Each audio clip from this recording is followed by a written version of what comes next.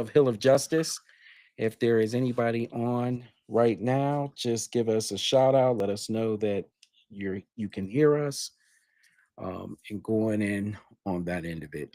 Since we're here, Keith, can you chose me? Can you please talk to me about what what you got on?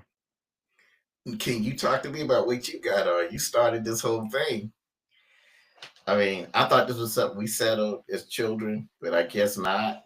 And I see you doing the subliminal advertising for your superhero or whatever you want to refer to him as. I mean, I have nothing against him. You know what I'm saying? Right, right, right. But I'm not going to sit here and allow you to advertise for your whatever you want to call him, Is that the right? Man of Okay. Steel or whatever, and allow uh, my alter ego to go unrepresented. So, Okay. All right. All because you've right. been trying this for a while, so I just figured I'd deal with it. You know what I'm saying? Fair enough. Fair enough. All right. Yeah, yeah. Miss Angela, can you hear us? I know you just messaged wondering if you can hear us.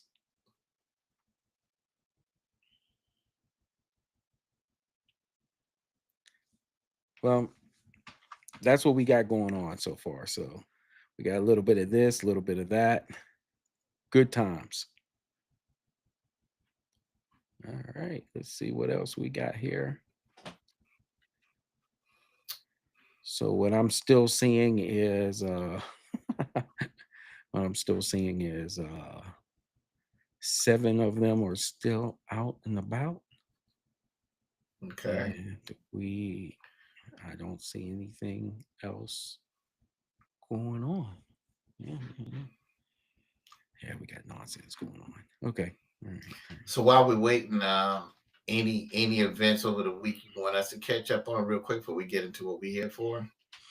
Other than that black cat is all over my furniture, is trying to mess up my studio and everything like that. That's about the only thing I got going on. But hasn't given me Yeah, bad we luck need to yet. do a show on that one day. We need Yeah, to do a show on that for sure. about animal rights and how black cats fit into society and the mystique they have with those who believe that their bones are good luck. That's a whole nother story. I don't know if you knew about that. Yeah, you boil them till they're clean.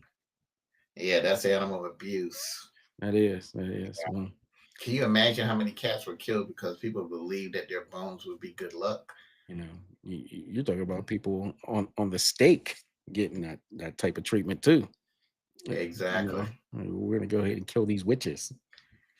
Yeah, once we get off crime and punishment in jails, we'll probably have to discuss that one day. Yeah, it's just One ridiculous. day. Well, the way things are Absolutely. going, Any updates on the Diddy trial? I was so busy I didn't get a chance to keep up. Anything like that? I know that's another show for another time, but anything I need to know? that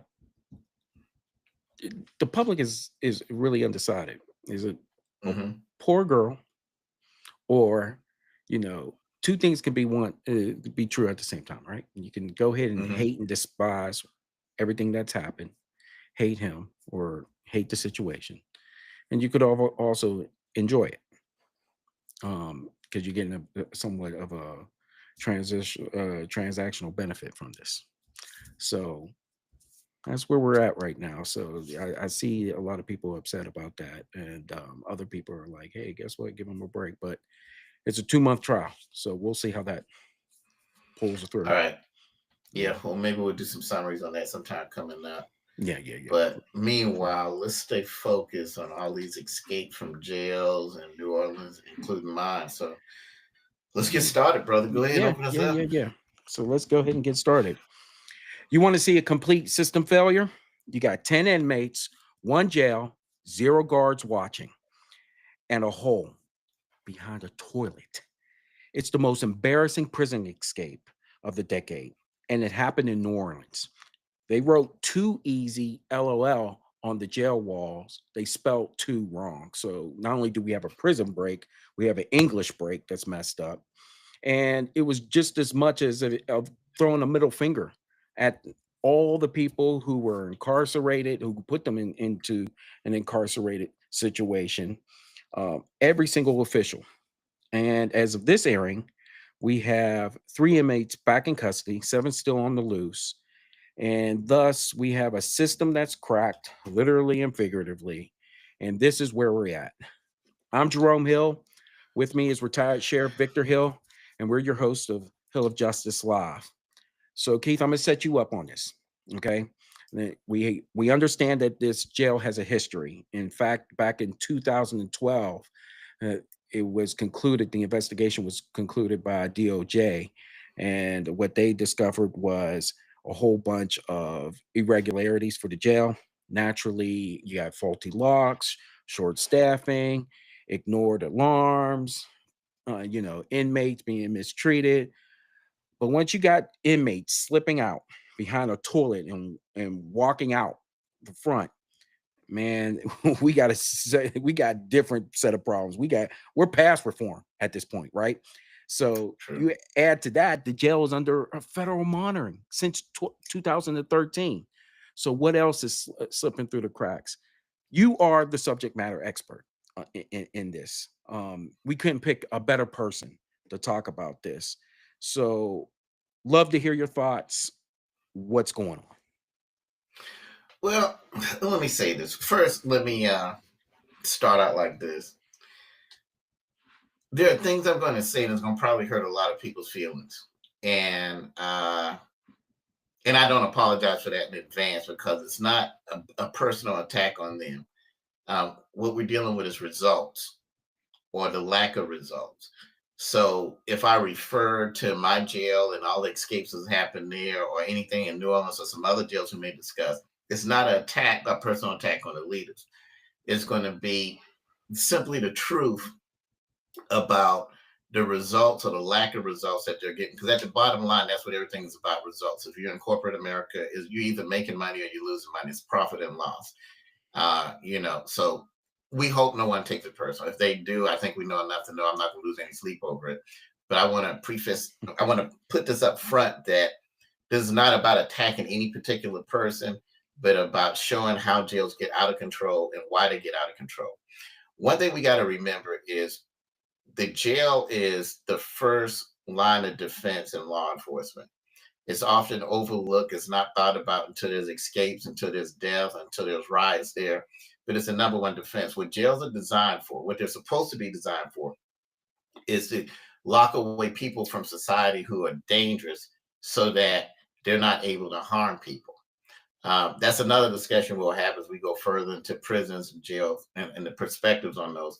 Because there's some people in jail, they're not a threat to society. We could probably just have them on home arrest. But there are people, if they're molesting children, if they're raping, robbing, murdering, they don't need to be out because they're a danger to society. So let's flip that. Because they're a danger to society, when you're the keeper of the gates, if you don't have control and they're allowed to get out, society is at risk. They're in danger. We've got 7 people out. So many people have murder charges. Mm-hmm.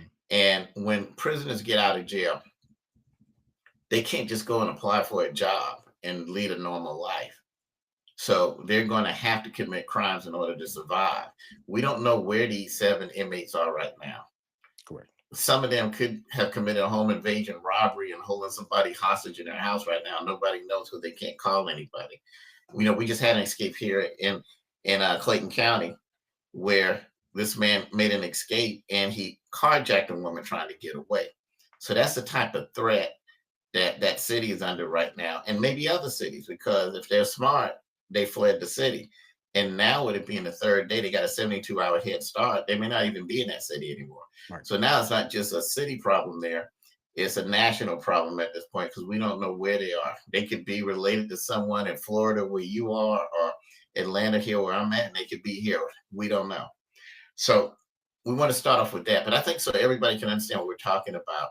Let's play a news clip from what happened there in New Orleans and get anchored or get our compass as to where we're at and how we got here. Okay.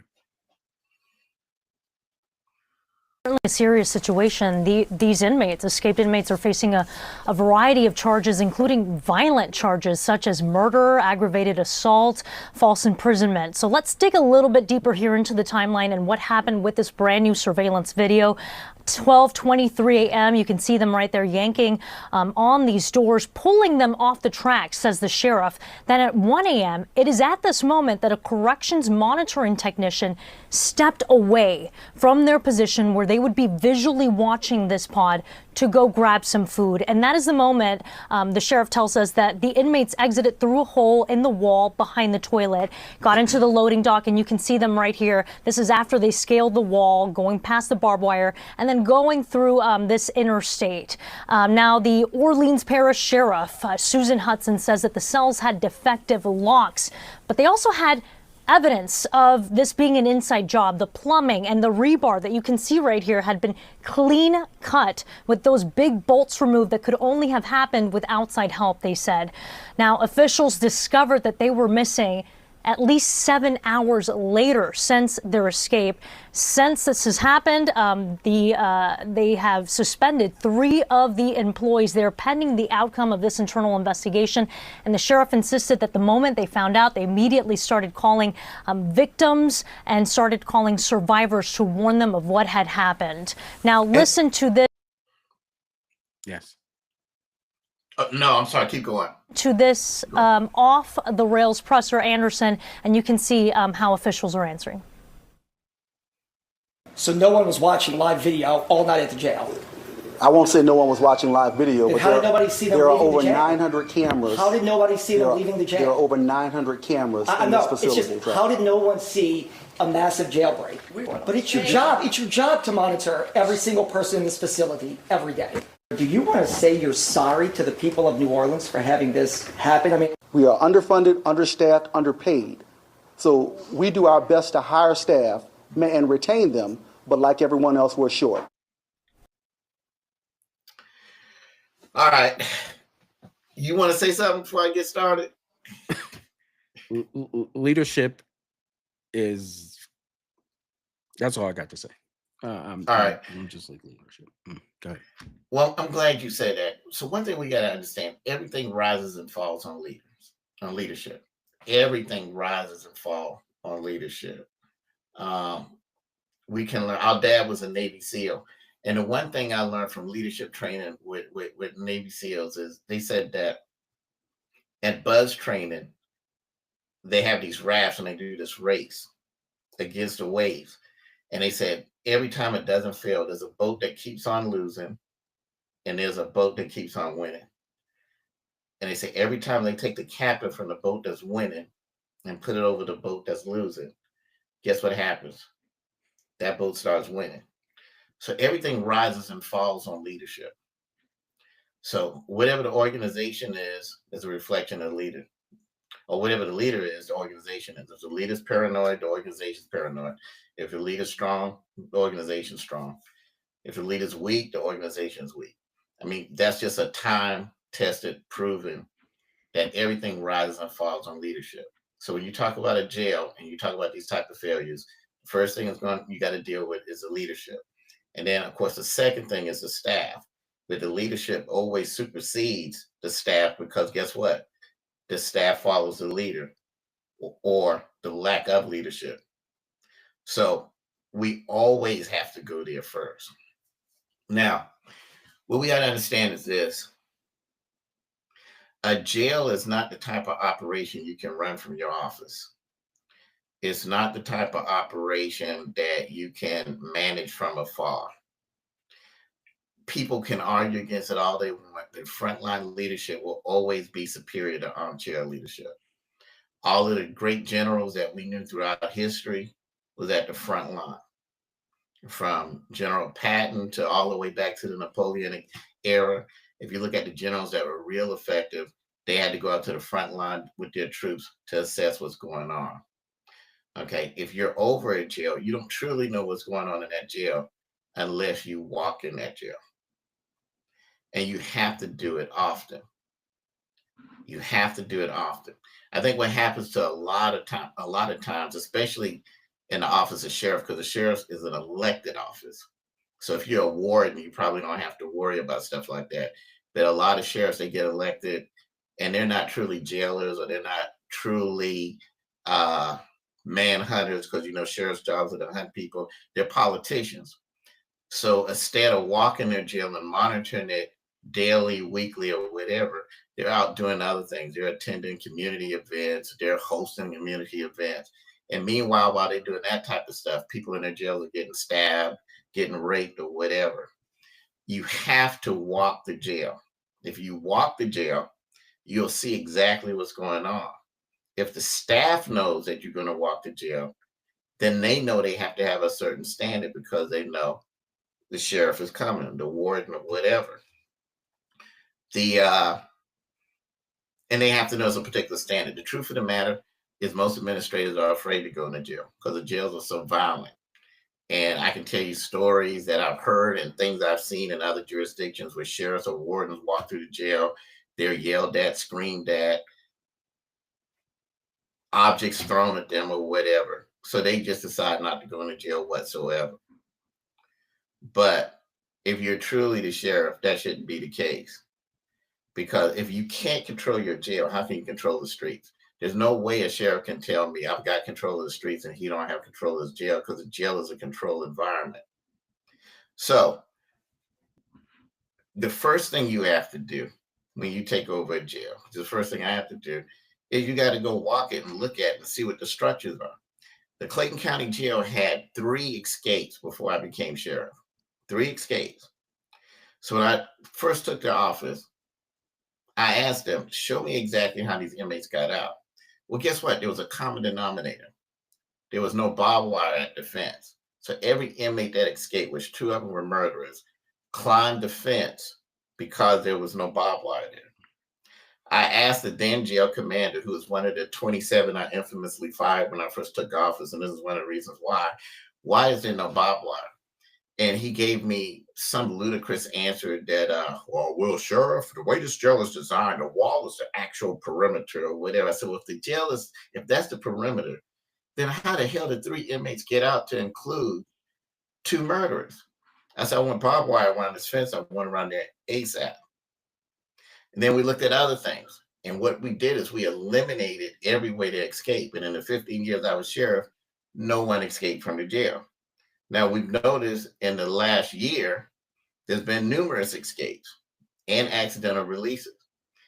But part of the reason there's no escape is you have to inspect what you expect. And I was in that jail virtually every day, if not every other day, unless I was out of town. Before I let you, because I know you got something you want to say to this, you've got to be the inspector of your jail if you're in charge of the jail. You got to be the grand inspector. Perhaps one of the greatest leadership books in the world is the Bible. And there's an interesting clause in there that teaches us something. It says that he comes like a thief in the night. No one knows the day nor the hour that he's coming. Okay, of course, we're not comparing me or any leader to the Lord, but we can learn from him. No one knew the day nor the hour I was going to come in that jail. So everyone was forced to be ready. It could be 3 o'clock in the morning, it could be 3 o'clock in the evening. No one knew when I was coming. But they knew that if it wasn't clean, if it wasn't orderly, it was going to be a problem. If you just do that one simple leadership and lead from the front and inspect your jail every day if you can, at least every week, and they have no idea where you're coming, you won't see these type of escapes. Do you think that the decree, the way it was, well, like most decrees, with the monitors, because I have a top 10 list of the people who are responsible or the entities that are responsible. I'll give that list later on in the show.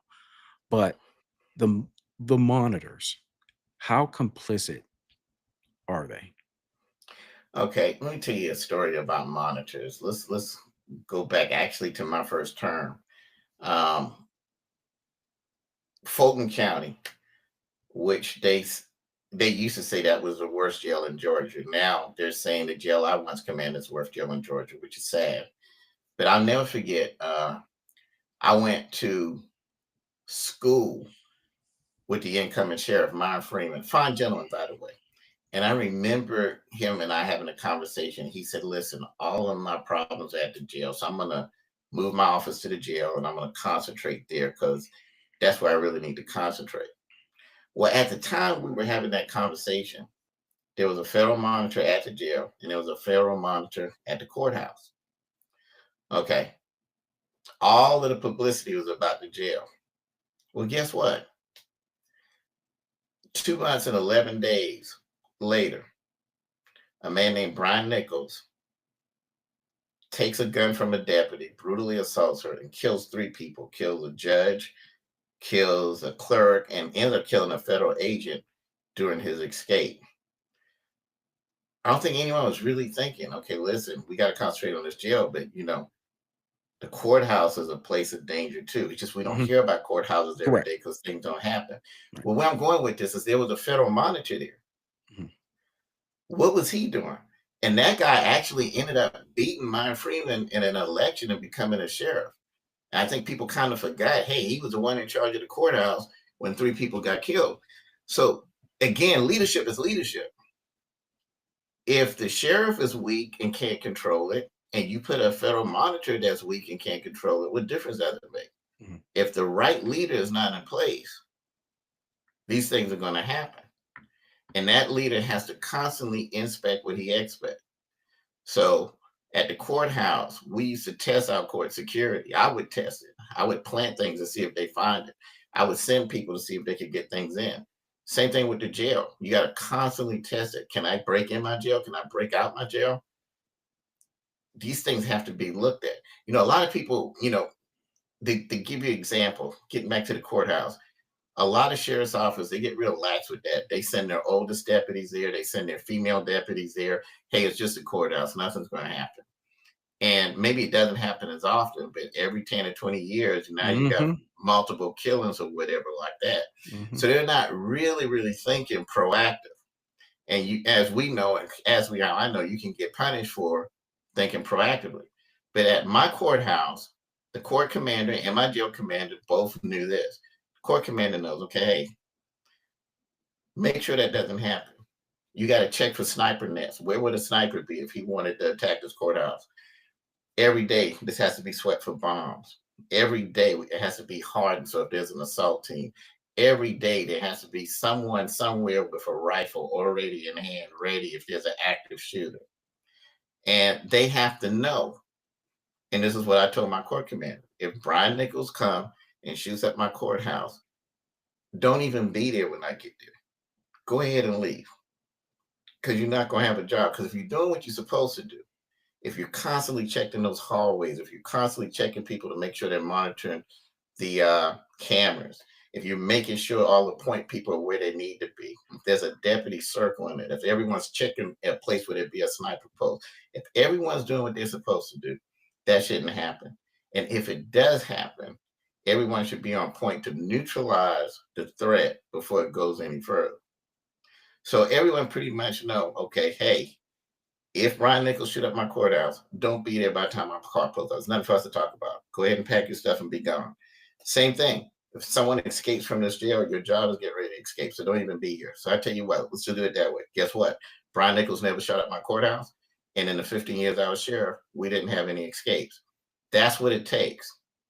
Everybody wants to be where, our employees, we need to love them and kiss them. No one said that we're going to mistreat employees, but they got to do their job. And if we're going to be honest, government workers are lazy.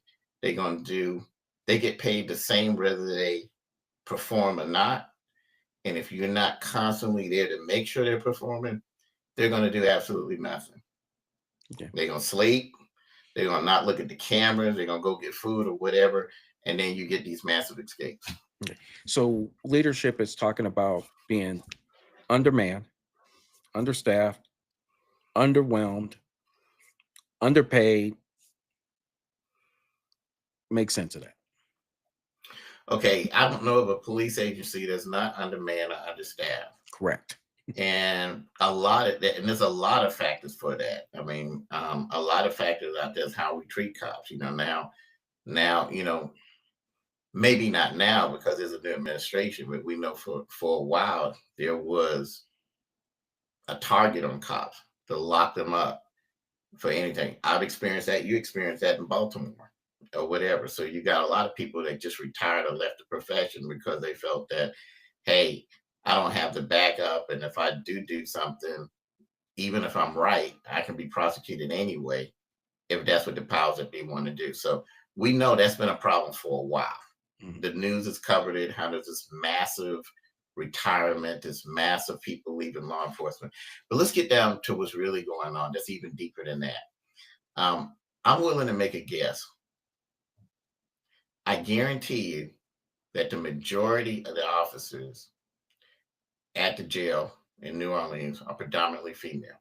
And when I say that, let me stop. I'm not talking no chauvinism. I'm talking that I don't think females should be in law enforcement. There are some great females in law enforcement. We all know that. And there are females that are totally capable of doing the job. I had two that I appointed on my SWAT team. One was actually a sniper, and another one was actually on the assault team. And they both did what it took to be on the SWAT team. It wasn't like, hey, we're going to give you a break. You don't have to drag the dummy like I had some people try to do. They actually made the team. So we're not saying that females shouldn't be in law enforcement. Let me tell you what I am saying. Okay. If you got a jail like the jail I ran in Clayton County, and it's 80% male, and it's 20% female, but 60% of the officers are women, there is no way a bunch of women can control a bunch of men. It's just not physically possible unless you just happen to get an army of women like those two I talked about, or there are a bunch of Ronda Rouseys that are jujitsu masters or whatever. If it's the average female who's concerned with her nails and her lashes and her hair and stuff like that, she's just not going to have that type of mentality to deal with males who are there for robbery, murder, or whatever like that. So there's no way you can take a whole bunch of females and control a massive group of men, murderers, robbers, rapists in one particular area. So what we had to do was we had to hire proportionate and fair to the numbers. It was 80% male, so we hired 80% male, and it was 20% female, so we hired 20% females. And that was part of the reason we had good control. If it became 80% females, then we were going to hire 80% females. Hmm. And when you find places like that, and you got all maximum security, and everyone running around there as a female trying to control that, they're not going to be able to. There's no secret. I was locked up on false charges on a political lawfare, and I spent 10 months in the federal pen. And I can tell you right now, I was in the most violent housing unit. There was drugs, there was fights, there was all kind of stuff like that. And when the females were working and everyone knew it was just females working, it was like a sound off. And they knew they had control. Anything went. And then there was other times when there was two particular officers working, everybody was like, hey, don't do this, don't do that. Everyone was putting up with the contraband or doing whatever they were doing, but they knew they had control when those females were there. So you can't run a facility that's predominantly male and have predominant females there. Now, let's be honest, how a lot of these females get hired. To be honest with you, a lot of these females are hired because they're attractive. If you're not watching your hiring team, they'll do that. They'll see someone that they think is cute and they'll give them a job. And they're putting their lives in danger and her life in danger because they're putting her in a dangerous situation if that's something that she's not really physically or mentally ready for. And then usually when these females get hired, there's going to be someone in the command that likes them so much, well, you don't have to work in the jail. I tell you what, we'll find some place to work over there. Now your shift is short. I guarantee you, you'll find that at New Orleans. Even at the jail that I used to command, if you look at it now, it's predominantly female. Everyone's hiring their girlfriends. Everyone's hiring who they want to be their girlfriends. And then they're telling them, hey, you don't have to work in the jail. Why don't you just go over there and give somebody a massage or something like that? I know that sounds, I'm not being facetious. That's a true story. And so you say the jail is short, but it's not really short. You took positions that were supposed to be in the jail, make these people and make these women correctional officers, and they're afraid to go in the jail. So you make it so they don't have to go in the jail. So now the shift you have doesn't have the amount of people it needs to adequately patrol the jail. Every dorm, every housing unit is supposed to get an hourly check. So if you're checking cells every hour, there's no way someone has time to do what they did to that toilet like they did in the New Orleans jail. There's no way they have time to do it. If every cell check is being done every hour like it's supposed to, that means that a person can only accomplish so much in an hour. And if they're not doing the checks, it shows, it tells, because, okay, how can you not know that's going on? And we had to be very strict about these cell checks. You know, we painted the whole jail so all of the writing on the wall is gone. So if I walked in a cell and did an inspection, there's writing back on the wall. We should know who did it, because if you're doing an hourly check, the last time you checked the cell, it wasn't a writing on the wall, but now it is. Right. If no one can tell me who did that, then that means the officers aren't doing their hourly checks. And that's why it's so important, as the head guy in charge, you got to go down there and look and see yourself what's going on. Right. Right. And that way you can't end up with a guy dead in bed bugs. You know whether there's bed bugs there or not, because you're walking your whole jail. Right. Right. And if you see something like that, there's a problem. Or if you walk in your jail and someone tells you, well, we shouldn't go in there because there's an outbreak or something.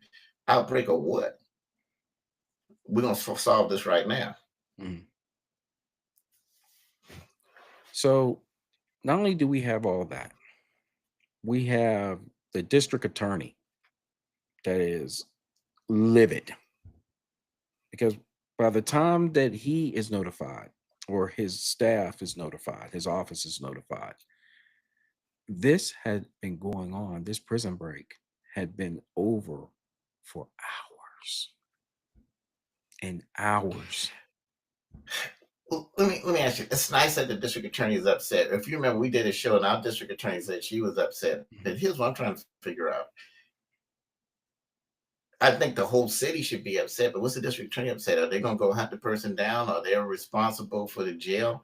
I mean, maybe someone they're trying to prosecute was there, but the district attorney doesn't have any real control over the jail. I mean, maybe they should be concerned, because if they live in that city, these folks are away. But it's interesting to me how these other politicians jump up and talk about how livid they are when something happens. Like our district attorney, she's the reason the jail is the reason it is now.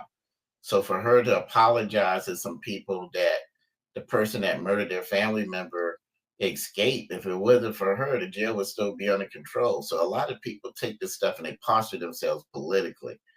I mean, if you're really that concerned, take your DA investigators and start looking for these murderers. Well, for sure. A couple of them left town. That's how concerned they were with their families. You talking about some of the politicians? No. Some of the DAs. What does that tell you? So, I mean, you're right. And I can see that happening in our county. I can see if the next time a murderer gets out, I can see her leaving. I mean, out of fear. And, because it's sad. A lot of these prosecutors create the situation we have in jails. Good example. Let's go back to good old Fulton County, which used to be considered the worst jail in Georgia until my predecessor started beating them with letting his jail get out of control. And you got a situation where you got some deputies that they tased a man, and unfortunately he passed away. And that's the dangerous thing about tasers. You don't know who you're tasing. Someone can have a bad heart or whatever like that, where they're cleared by the GBI, they're cleared by everybody. She comes in office 2-3 years later and charged them all with murder. So now you got everybody in this jail terrified to do anything because of what happened to them. And they create a lot of this environment. I'm not trying to blame it all on them, because when you talk about escapes, it's going to rest with the sheriff. But what I'm saying is, when you see an out of control jail, there are a lot of officers afraid to do whatever they need to do, because if they do something, if the wrong political win is there, if the sheriff feels it can make him look good, or the DA make them think they can look good, they're going to be prosecuted whether they're right or wrong.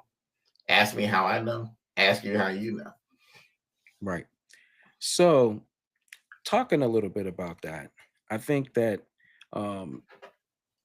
we'll break this down, called the no bueno list. That means New Orleans not good list. Now, what I have here is a list of course, entities, people who got some stuff on their hands. The first one on the list is the Orleans Parish Sheriff's Office. They're the primary operators. Those are the ones that is responsible for the day-to-day security and staffing, facility maintenance, inmate management. And the sheriff there is Susan Hudson, and she's their top official right there. So she has direct accountability in this because of the staff supervision, the contraband control, the incident reporting, and responding to escape alarms, if any. So she makes the list, and that group makes the list number one. Number two, and this is in no particular order, but I just wanted to go ahead and preface that this is part. These are all the entities that I'm about to say that if anybody gets hurt in the public, newsflash, what I'm saying right now are all the entities and political figures that are getting sued, period. The city of New Orleans. Okay. They provide the funding, the police, the policy support, and the budget allocations to the sheriff's office, the mayor's office, city council, keep on going on and on and on, because they approve or deny all the funds for jail improvements, staffing and security, tech upgrades. You're going to get implicated too. And because of your budgetary decisions that led to understaffing or infrastructure neglect, welcome, you make the list too. So I'm going to stop at 2. What are your thoughts about that? Well, I think you're absolutely right. You know, I believe the sheriff, she's right. She's asked for the locks to be fixed. If that money hasn't been given, she does have a point there. Mhm. And even my predecessor, I do believe there are things there that need to be fixed. But let me tell you this. There's things that the jail that need to be fixed at all times. Mhm. When I was sheriff, we had a problem with the locks. We had a problem with inmates that got the bright idea that they could come out the cell anytime they want. I put a stop to that. Just that simple. Matter of fact, now that I put a stop to it, went and spoke to all of the inmates. It wasn't a pleasant conversation, and explained to them, today we're going to keep all the doors open. Make sure you don't step out. These are the consequences that happen. Don't worry about the door. Worry about the rules and regulations, and worry about us. Matter of fact, we got a video. If you could skip to that Yeah, shows let's what go I'm ahead and talking show about. it. I'm not exaggerating that. Let's just show what the jail was like. I think that was your During the third 15 years I clip, was sheriff. correct? That was the third clip. Is there a way to skip to it? Yeah, let's go ahead and Yeah, let's see do what that. that looks like on that Yeah. end of it. That is And a telling clip.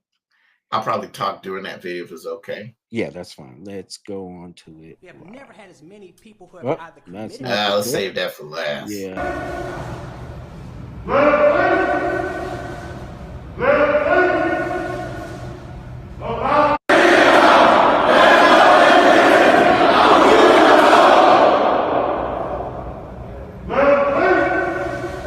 Jerome, stop for a second.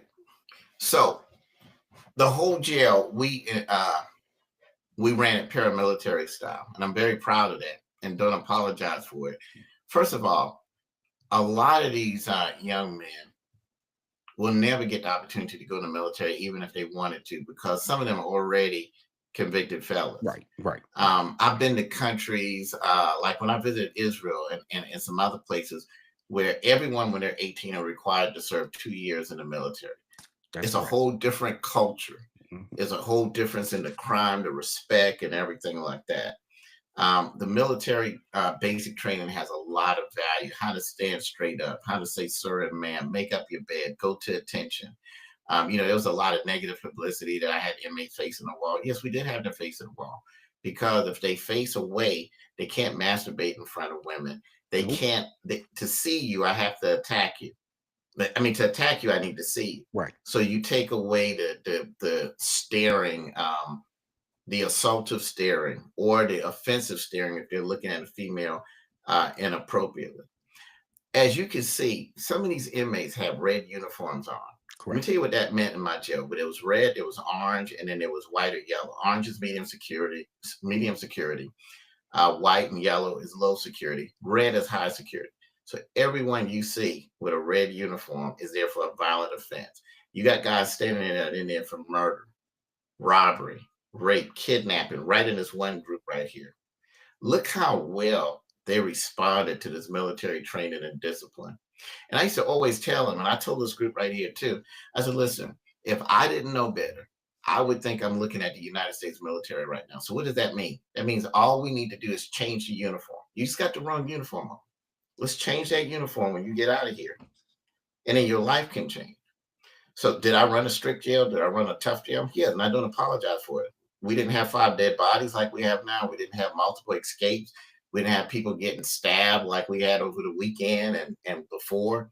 None of that was going on. It's because we had this type of structure and discipline. Okay. During the time this video was being made, guess what? There were problems with locks going on around the jail. But because of this discipline, I wasn't worried about it. Were we asking for the money to get it fixed? Of course we were. But at the same time, we got to keep control and we got to keep order. So go ahead and play.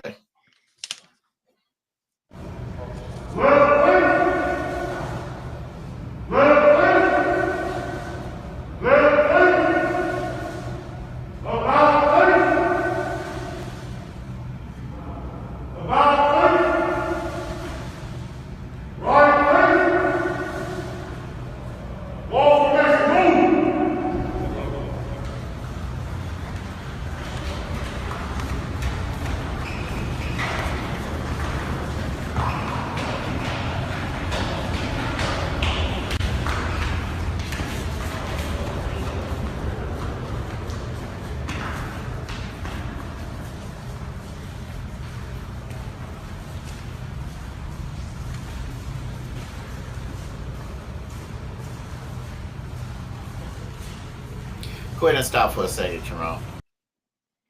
So I'm sure people are wondering, okay, well, what if somebody didn't comply? Well, if they didn't comply, they're a non-compliant inmate. So what happens with non-compliant inmates? They're put on disciplinary lockdown. Because if they're non-compliant, we already know that they're a danger. It's just like you're on the street, you go on a call, you tell someone they're under arrest, you tell them, turn around, put your hands behind your back. If they don't turn around, put their hands behind their back, if they start walking away, if they start pushing away or whatever, they're non-compliant. We all know that when people start doing that, they're not going to suddenly change their mind and start hugging and kissing. They're not going to be arrested unless they're physically forced to be arrested. So everyone that's compliant, no problem. The ones that are non-compliant, they have to be in disciplinary lockdown until they become compliant. And depending on the level of non-compliance we're dealing with or whatever, then that goes into other options too that we'll talk about that goes to my infamous case, but let's go forward.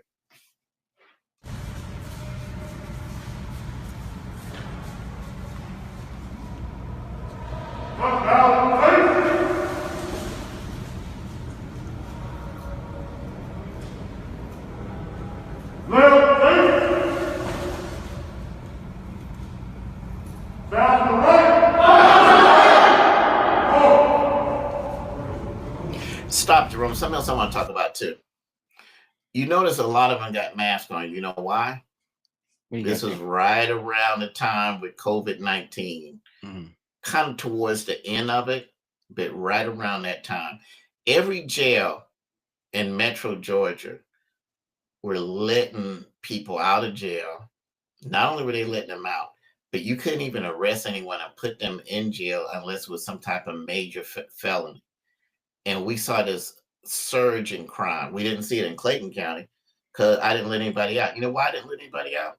I didn't let anybody out because we had the cleanest jail in Georgia. Every day we was using Clorox. Every day we was using some type of antibacterial stuff. The jail was already clean. My COVID rate in my jail was below 1%. Even though that was the case, of course, you had some political people, whatever, they filed some suit talking about inmates were whatever. It was a lie. The doctors came out with the statistics. It was late. Let's just say I had an outbreak of COVID in a jail, Jerome. Okay. Let them out to the public so they can spread it. That doesn't make any sense. Right. Right. We got an infirmary there. We have doctors, nurses there. But the most important thing is we had a clean jail. It was clean where you could literally eat off the floors. Do you know why it was clean? Look at all the manpower there. Everybody had to clean. Right. Doesn't matter what you were there for, murder, rape, robbery.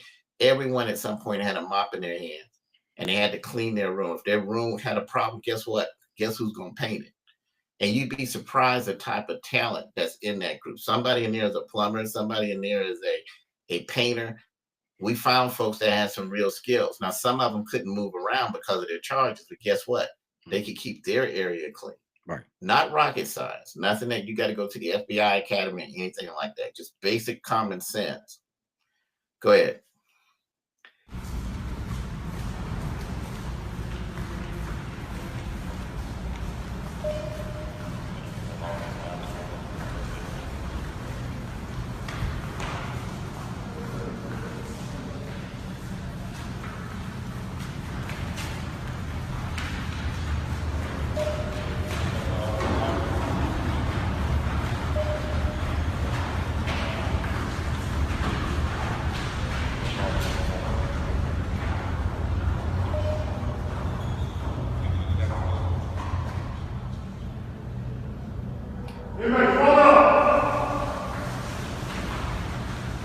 You go ahead and stop that.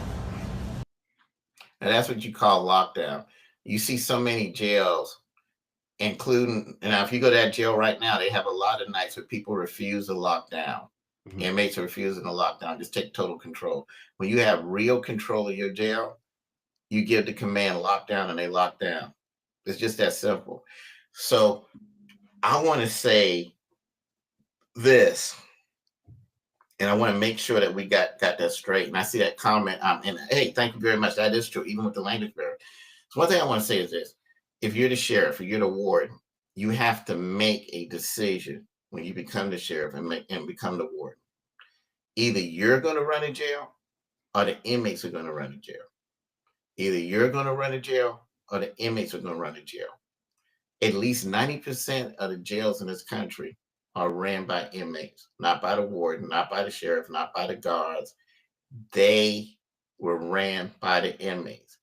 The prison I was sent to on that lawfare charge that no one ever saw long before, that we're appealing, the inmates ran that jail. Mhm.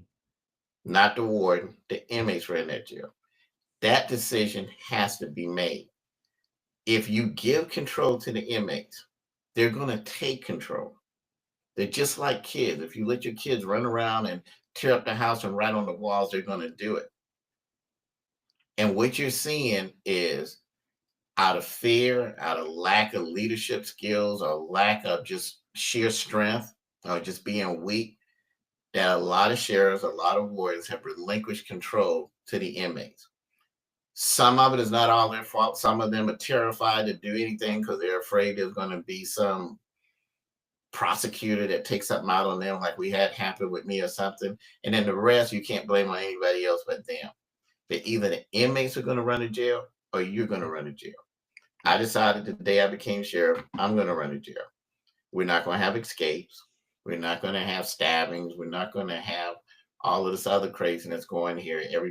We're not going to masturbate in front of females, throw urine and feces on people, have riots. We're not doing that. And I made that clear. And that's why I told the inmates, that's not going to happen here. If that's what you want to do, you got to go to another jail.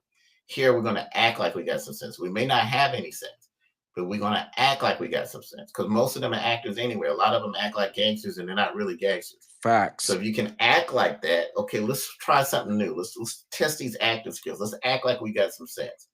And you just saw the video. Everybody there, rapists, robbers, murderers, was acting like they had sense. But that's what you got to command. Let's play this video. I want you to see. And full disclosure, it's not just a local sheriff. It's my predecessor. I want you to hear out of his mouth who runs his jail. This is a rough one.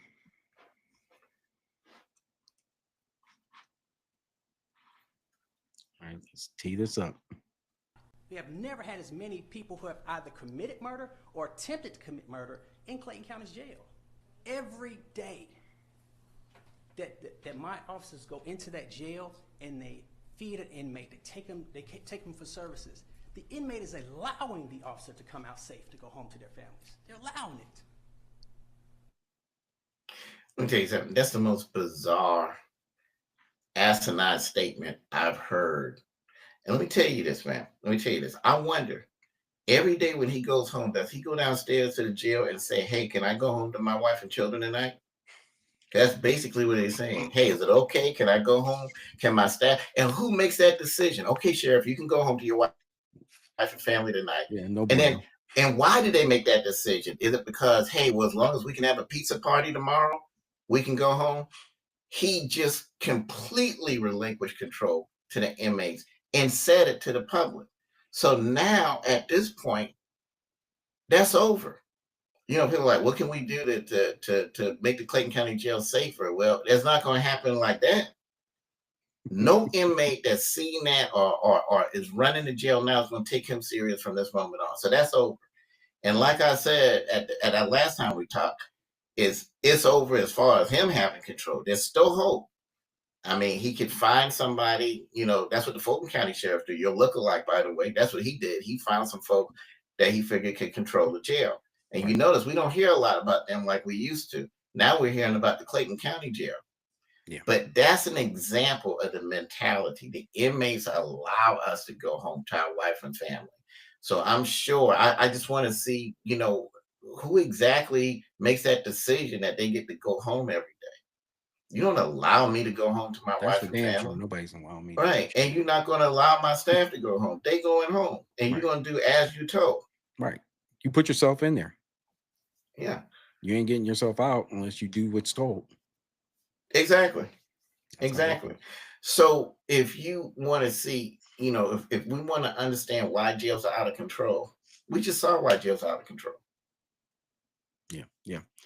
That's the nucleus. You heard what the man himself said. He said the inmates allow us. So you've relinquished the authority of the jail over to them. Yeah, that's not going to happen. So we're going to go down the list of no bueno, because we got other entities involved in all this. And number 3 on the list is the U.S. District Court for Eastern District of Louisiana. Step on up, kids, because you oversee the 2013 consent decree, and you have the authority to sanction non-compliance or impose stricter controls. You didn't. You could question everything, whether federal pressure has sufficiency or it's timely enough to respond to non-compliant reports. You're not doing that. Number 4, your boy, U.S. Department of Justice, Civil Rights. They initiate the consent decree after the 2012 investigation. They're responsible for ensuring the constitutional rights of inmates are upheld. And guess what they're going to get into trouble for? And they're going to be asked why no stronger corrective measures were enforced. So you're probably going to get sued there too. Number 5, the federal court for, and this is what I mean by that. Your federal consent decree monitors of the federal court. You are the independent team of court-appointed experts tasked with reporting all of this, all the jail conditions, the compliance.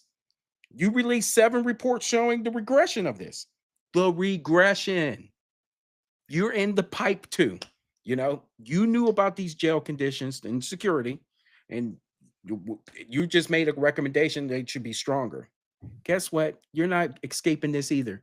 You're on the top 10 list of no bueno.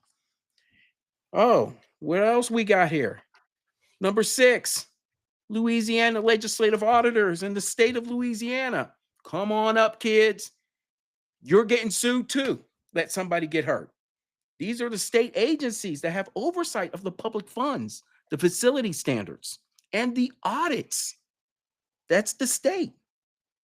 They could be criticized for failing to rise and to go ahead and say, hey, guess what? We see these red flags. You saw the dysfunction. You saw it for years after years after years. You're getting that piece of that cake too. Oh, number 7, New Orleans City Council. Come on up. You're getting it too, especially your public safety committee. You're going to get charged with you are charged with reviewing all jail policies, budgets, staffing. Am I right on that? And because of this, You have that oversight too. And you, despite all this, you've seen years and years and years of reports of failing locks, sanitation, and staff shortages. You overlook the other way.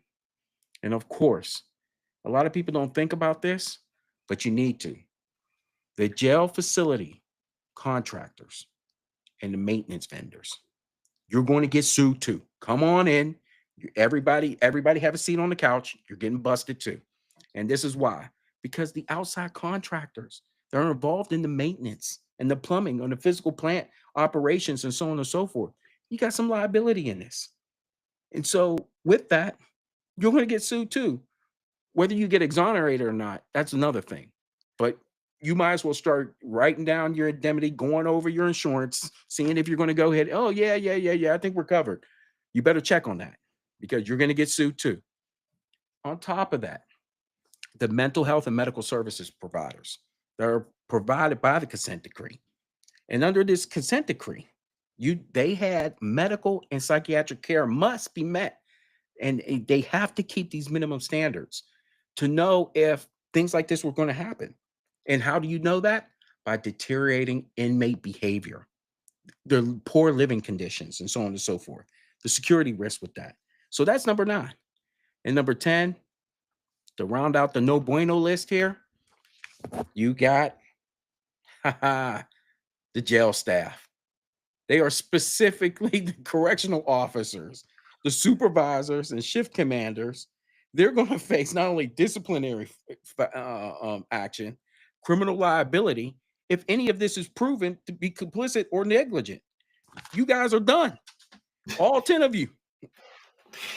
Let me say this, because we need to get to that criminal part, but let me just say this.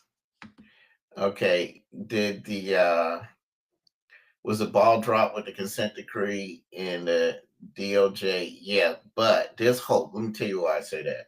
I've been seeing some things lately that I'm impressed by. Okay. Remember, everything rises and falls on leadership. I just saw an article where the director of the FBI wants 15,000 people out of the office and spread across the country to do some real police work. Mm-hmm. This guy is a real cop. He's a cop's cop. No one has said that in all of these years. Most of the directors were, bureaucrats. I'm not saying they're bad guys or nothing, but a lot of bureaucracy, and of course they were involved in a lot of lawfare, to include my case and everything like that. But that gave me some hope when he said, hey, let's put the FBI, let's get all these agents out the office and spread them across the country and get them out there doing some actual police work. I see this thing doing a 180. And of course, he's working hand in hand with the new director of the DOJ. Both of them seem to be real cops or whatever. So, I know they've only been here a couple of months or so or whatever. So I think that they're going to start to take the reins in situations like that and pull it in. The DOJ and all these organizations were dysfunctional, and they were basically just looking for politicians to lock up. Now I think we're getting ready to see some real police work go on. So I'm real hopeful about that. The rest of that list, you probably right with throwing that paper away. But I do believe we're going to see some changes and some real police work from the feds like we've never seen before, because that was very inspiring to me. That put a smile on my face. Now let's go to the criminal part. There's no such thing as an escape from a jail. People don't escape from jail. People let them out of jail. It's virtually impossible to escape from a jail if everyone is doing what they're supposed to do. That it just can't happen. If someone was doing hourly cell checks, if there was a perimeter control, if the person that got up and went to get lunch say, hey, can you relieve me and watch this camera while I go do this? If he was even looking at the camera while he was there, he could have been well playing dominoes on his phone or something like that. But if people are really doing what they're supposed to do, there's no such thing as an escape. There's no way. It's either people are being lax and just leaving the door open and not putting barbed wire up. And you're going to find that they actually said at this jail that they found places where barbed wire should have been put. After the escape, they found this out. Of course. Okay. Right. So that's going to be the crux of this. finding those folks. Jails are very corrupt structures and organizations. There's a lot of room for corruption there. Okay. You've got, if you don't have the right people there, they're going to sell contraband to inmates and they're going to make a killing off of it. And one of the main contraband that they're going to be able to sell to prisoners, of course, is illegal drugs. Now, I want you to think about it. And we're going to interview somebody that was in my jail in the near future. And this person actually told me, I'll never forget when I met him, because I met him in my jail. But he thanked me and said, hey, I want to thank you for getting me off of drugs. And I was like, how do I get you off drugs? You know, I don't even know you, right? And he was like, this is the only facility I've been in where I didn't have access to drugs. So he said, I came off of cold turkey because I've been here, I think he'd been here 10 months by the time I met him or whatever. So no drugs could get into jail when I was there. And it wasn't rocket science. It wasn't like it was some magical. Number one, you got to seal off all of the entrances so that people can only come in that jail one way. And everyone that comes in that jail has to be searched. I don't care who they are, nurse, doctor, maintenance man, officer. And that search has to be filmed and has to be taped. And every now and then you have to have a dog there. And your employees need to be terrified of you, knowing that if I get caught selling drugs, I'm through. Everybody always used to complain, oh my God, he rules by fear and intimidation. You can't run a jail without ruling by fear and intimidation. Not only do you have robbers and murderers there, you've got a group of people who they are not much different from them if they get the opportunity to get in the drug business, to get in the cell phone business, to get in the contraband business. Think about this. There were no drugs at the jail when I was there. Now it's drug infested. Now there's several overdoses. There is a drug dealer somewhere out there in my county that's making a fortune off of the Clayton County jail. I don't know if anyone's ever thought about that. Now, you were in narcotics. You know, if I took over a jail and that much drugs was in there, I would literally hire a guy like you to work narcotics until we find out who is this kingpin that's getting all of this drugs in the jail. Because he don't have to work the streets anywhere. He can make a good living right there. Just that simple. Yeah, you'll be locking up one of your COs, honestly. Absolutely. Absolutely. And I've been handing them right to you. This is your guy. Absolutely. Absolutely. Or people, because it's generally more than that, because it's usually in tandem. I want to read you, you know, now that you've gotten me on social media and got me active instead of having other people be on social media for me, you know, now I'm interacting and now I get these messages from people I don't even know. I got a message a few weeks ago from someone I've never met a day in my life. This messaged me out the clear blue sky. I want to read to you what he wrote to me. He had just gotten out of jail. Okay. And this is what it says. I got it like 12 something in the morning. It says, just left there, meaning the Clayton County jail, from a violation of probation. The jail is not the way it was in 2020. Keep me anonymous. It's like drug dealers running the jail. 2 or 3 people overdose on strips. They got folks sleeping on the floor in the day room, and it's so smoked out you can catch a contact. They've got knives extorting people. Half the toilets don't work or the showers. You have to cash app inmates that have a room when you get sent upstairs out of orientation. People don't feel safe. Everyone's high on drugs. If you don't do drugs, or they call you broke and want to put you on the floor. Okay, it's not the most best English, but no insult to who sent me this. Right. Okay, now this is a man that's in my jail, that wasn't in the jail I used to command, was there when I used to command it. This is an inmate, this is a frequent flyer. Let me tell you what he says next. He says, get in touch with Donald Trump, try to get yourself pardoned.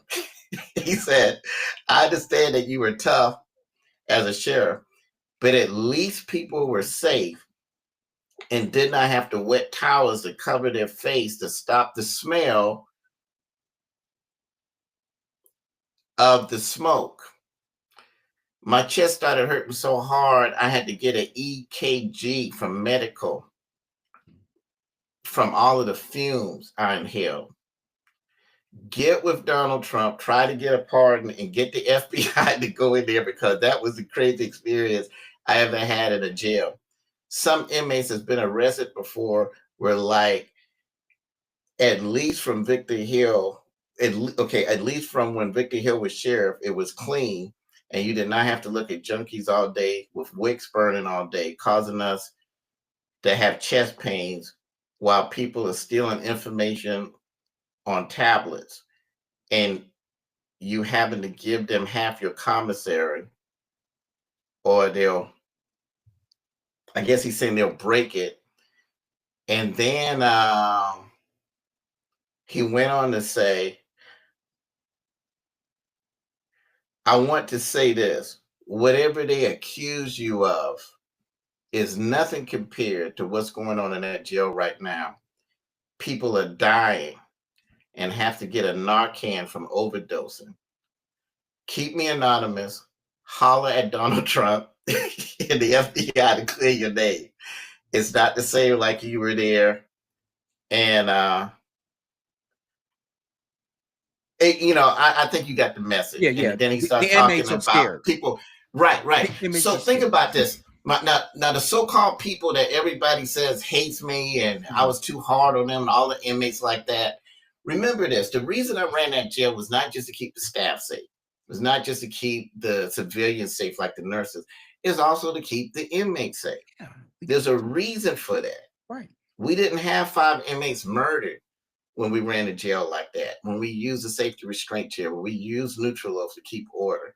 That wasn't going on. We didn't have inmates dying of overdoses or having to be right, because there was no drugs in the jail. Right. So there was a method to the so-called madness.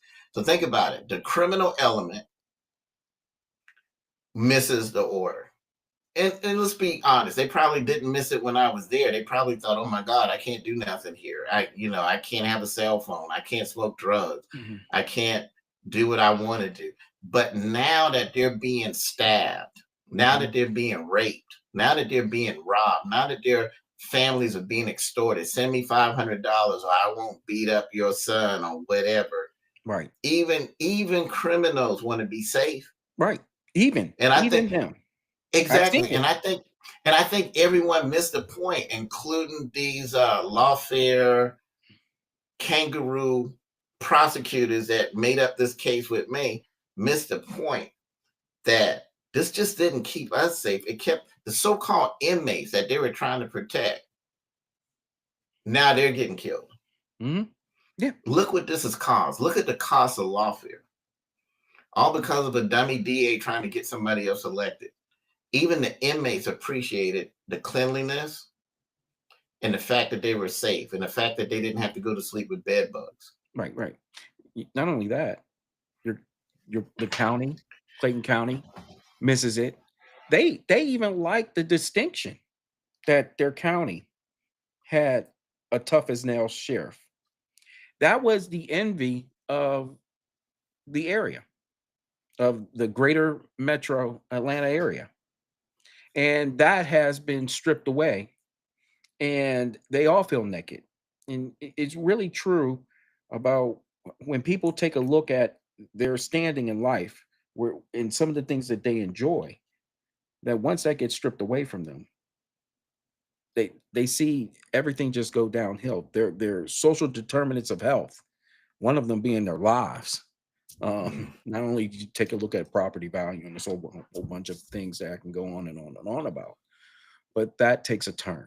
So now we are in a situation, or at least Clayton County residents are in a situation where they have de-evolved from a standing, which was the standard. And that here we are. Correct. And again, there are out of control jails everywhere. Right. We did have a jail under control in Clayton County. Now we've joined that list. Now we're at the top. But if you want to discuss why and how jails get out of control, we saw it tonight. Right. The inmates allow us to go home safe to our families. Yeah, according to that. Well, this isn't the only part. This isn't the only part. Yeah. I think that you know, we got to do a part 2 to this. And so Absolutely. let's go ahead and do that. We really want to go ahead and engage with everyone, and we appreciate everyone that did engage with us on this live. So Did anyone have any questions they wanted us to answer before yeah, we let's go go? ahead and do that. Yeah. I was so busy talking. I saw some I read. I didn't know if anyone had a question or maybe it was just comment. But absolutely. Yep. Yeah. Criminals want to be safe. Indeed. Indeed. Yeah. And you know what? Let me just say this before we leave real quick. You know, the book I wrote while I was in prison, Vigilante Sheriff, it was interesting because the inmates ran that jail. Mhm. And, you know, I say everything rises and falls on leadership. Well, even though I was in the most violent unit at that federal penitentiary, interestingly, we probably had the best leader. In the book, I refer to him as the sheriff. He was like the sheriff in that unit. Now, I mean, how he ruled was very, very interesting. It was brutal, but it was interesting because he kept order.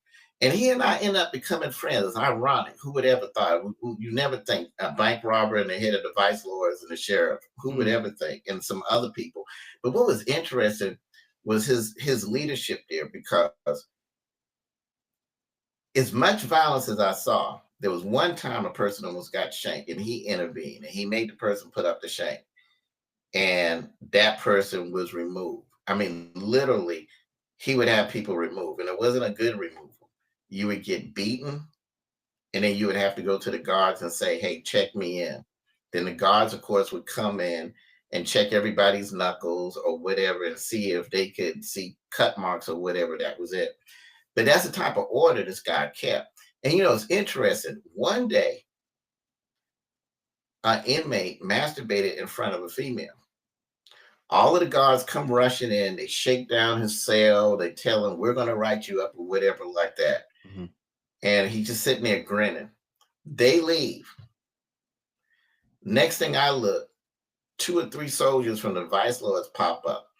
And they start beating this guy to a pulp. I'm not condoning it. I'm not saying that's what they should have done. But I mean, literally, it was getting to the point to where someone should have said stop. And guess who said stop? The head of the unit, the head of the vice lord. Wow was his name. He said, that's enough. Told him, hey, pack your stuff. Well, he didn't say it that way. You know what he said. Right. I know. And get right or whatever. And that guy had to go out and check himself in. You know, that situation fascinated me. Were they defending the female guard who had absolutely no control of the unit? If it wasn't for Wow, she probably would have got beaten to death. But or was it the fact that they didn't even want that type of craziness in there? I mean, if you were the type of person that did stuff like that, I could tell you, and don't let me tell you what happened to the child molesters or whatever. So it's a very, very interesting story. It's a good read if you want to read it. And, you know, the only thing lower than a child molester in that environment is a cop. So why was I untouched? Why did he and I become friends? Well, that has a lot to do with what I call real community policing, and we will discuss that in the next show. How does that sound? That sounds good. I want to go ahead and say, if Sheriff Allen is listening, I could tell you how to clean up your jail a little bit quicker. When your employees start coming into employee parking, have one of the other law enforcement agencies come in there with dogs, check every car. You don't want to go ahead and try to catch them on the interstate or by their house or anything like that. You got the Hilton right there. Handle your business. I bet you that you do that for about 2 weeks straight. I bet you the drugs in that building start going down. Just as a suggestion, Sheriff Allen, just little tip there. I got another question. Go ahead. I just want to add to that. Even better than that, you know, what about some road checks coming in and out of the jail, especially at night? Exactly. Yeah. What about some real perimeter patrol? You patrol it just like you patrol a drug area when you take, just like you did in Baltimore. When you wanted this particular block clean, you shut off all entrances or whatever. You control the territory. Yeah. And make it impossible. Make people afraid to drive in that parking lot if they got drugs in that car. or whatever. Because some of it is the employees, and don't get me, all of it's in the employees. Right. But there was a group coming there and cutting the fence and running in and running out. You got drones coming in, and you got to look at it just like a military operation. Yeah. If that's your fort, you put a superior barrier around it. Yeah. Of deputies, of drones, of everything, and make it so tight they can't even get in. Got another question. Do you all think the remaining escapees will be caught? Caught or Eventually, yes, Yeah. I do. But here's the thing. And that's something interesting we'll probably discuss on the next show. Now we're bringing in. We talked about jails, but then we got to talk about the art of manhunting, which is people think jails is my thing, but actually it was manhunting that was my thing. I love hunting murderers, robbers. There's an art to it. And it's interesting to watch this because it's going to be interesting to see what the fugitive investigators do. I used to have one of the top fugitive teams in the world, and they used to find everyone. And there's a reason for that. But a lot of times these people are caught just in a traffic stop or someone just happened to whatever. If there's no one out actively looking for them. I hope this is a case where there's an active, massive manhunt because like I said, they can't go and just have a job and live a normal life. Right. So they're gonna have to break in houses, they're gonna have to steal cars for transportation. It's not like they can go to a car lot and buy one or whatever. So there's gonna be a lot of subsequent crimes that come out of this. And we just pray to God that no one's injured or killed as a result of it. So. The one thing, let me just give a little clue about when you're hunting for fugitives, especially escapees. Everybody has to eat, everyone has to sleep, everyone has to use the restroom, everyone needs shelter. I mean, you can't just go without eating, sleeping, or whatever like that.